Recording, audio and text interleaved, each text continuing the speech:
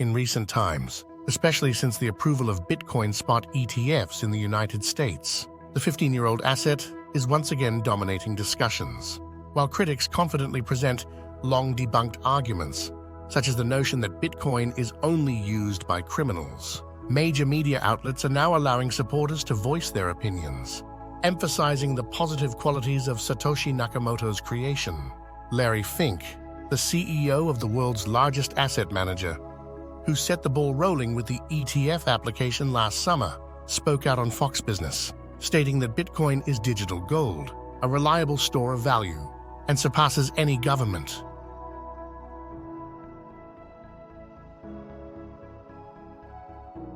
The SEC has approved all applications at once, as anticipated since BlackRock's proposal. The trading is expected to commence from Thursday, January 11, 2024, though official confirmation is still pending.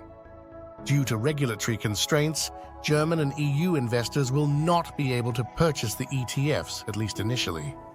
Market response to the approval has been relatively subdued, with neither the predicted God candle nor a massive sell-off materializing. The upcoming days and hours are likely to bring more excitement. If a sell-off occurs, it is expected to be short-lived. Rumors suggest substantial capital is poised to enter the market, eagerly awaiting the tradability of Bitcoin spot ETFs.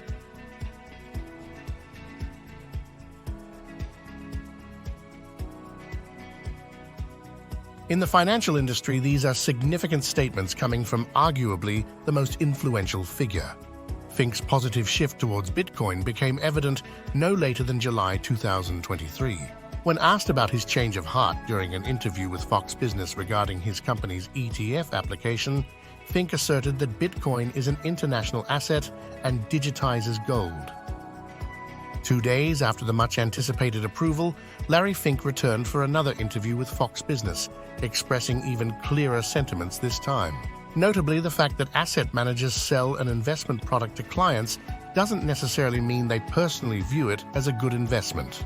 The decision to include something in their product portfolio depends more on perceived customer demand and profitability.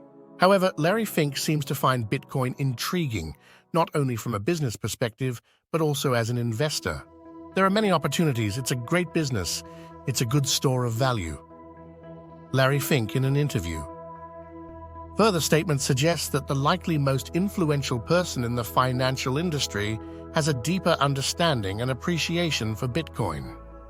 Fink acknowledges that Satoshi Nakamoto has created something that can protect people from intrusive states and currency devaluation. If you're in a country where you're afraid for your future, afraid of your government, or afraid your government is going to devalue your currency, then you might say this is a great potential long-term store of value, and as I said, it's like digital gold. Larry Fink in an interview. In a nutshell, the billionaire perfectly summed it up. It's a ledger, but it's an international ledger. It's cross-border. It's bigger than any government. Larry Fink in an interview.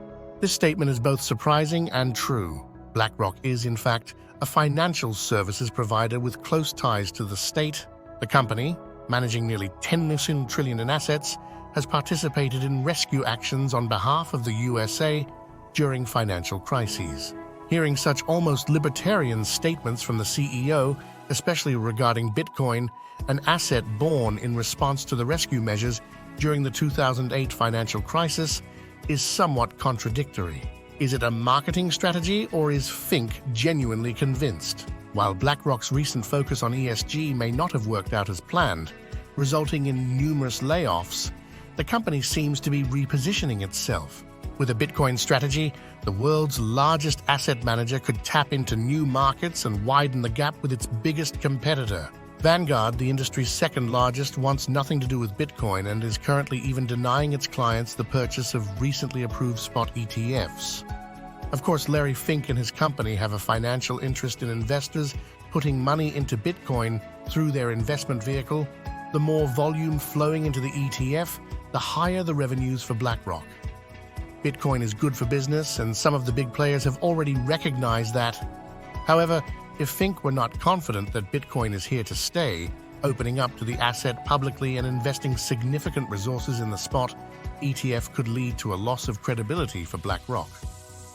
If Bitcoin were to be dismissed merely as a digital tulip bubble after Fink's public endorsements, loyal customers might turn away and Larry Fink's credibility could be undermined.